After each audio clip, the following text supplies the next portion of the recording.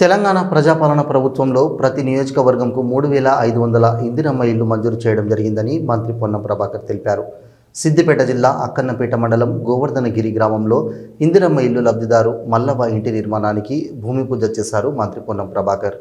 ప్రజాపాలన ప్రభుత్వంలో ఇందిరమ్మ ఇల్లు తనకు మంజూరైనందుకు ఆనందంతో కంటతడి పెట్టిన సింగపాక మల్లవ. ఇందిరమ్మ ఇల్లు కట్టుకోవడానికి ఆర్థిక స్తోమత లేని వారికి మహిళా సంఘాల నుండి ₹1,00,000 రుణం అందజేయడం జరుగుతుందన్నారు. ప్రతి ఇందిరమ్మ ఇల్లుకు 8 ట్రాక్టర్ల ఇసుక ఉచితంగా ఇవ్వడం జరుగుతుందని తెలిపారు. ప్రతి ఒక్కరూ ఇందిరమ్మ ఇల్లు పనులు వెంటనే ప్రారంభించాలని అన్నారు. Collector Manu Chaudhary, additional collector Garima Agarwal, DEO Srinivas Reddy, జిల్లా గ్రంథాలయం chairman Lingamurthy, single window chairman Shivayya, market committee chairman Tirupati Reddy, ఎంఈఓలు రంగా, మనీల, వివిధ శాఖల అధికారులు తదితరులు పాల్గొన్నారు. తెలంగాణ ప్రభుత్వం నియోజకవర్గానికి 3,500 ఇళ్ల చొప్పున శాంక్షన్లు ఇచ్చింది.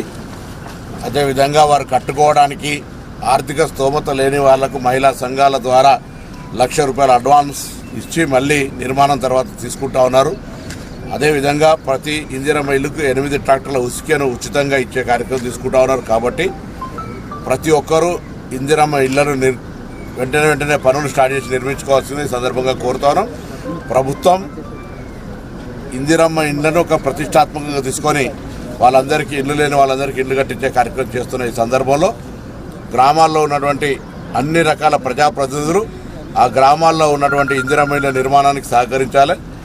ఇందిరమ్మ ఇళ్ల నిర్మాణంకు అధికారుల యొక్క పాత్ర కూడా చాలా అవసరం. కాబట్టి ఇల్లు కట్టి చూడు పెళ్లి చేసి చూడనట్టుగా ఇళ్లకు సంబంధించిన విషయంలో కూడా ప్రతి ఒక్కరూ తమ వంతు సహకారాలు అందించాలని కోరుతాను. లబ్ధిదారులందరూ కూడా శుభాకాంక్షలు.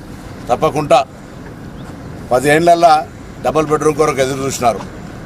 ఉదాహరణకు ఉస్మానాబాద్ నియోజకవర్గం తీసుకుంటే 400 ఇళ్ళు మాత్రమే మొత్తం 10 ఏళ్లలో. సో ఇప్పుడు నియోజకవర్గంలో 3,500 ఈ సంవత్సరానికి వచ్చినాయి. మళ్ళీ నెక్స్ట్ 2 నెలల్లో మళ్ళీ నెక్స్ట్ ఇయర్ కూడా 3,500 వస్తాయి. ఈ విధంగా ప్రతి ఒక్కరికి ఇల్లు లేని వాళ్ళకి ఇల్లు ఇవ్వాలనేటువంటి ఇందిరమ్మ పాలనలో ఈ కార్యక్రమాన్ని ప్రతి ఒక్కరు ఉపయోగించుకోవాలని సందర్భంగా కోరుతా ఉన్నాం.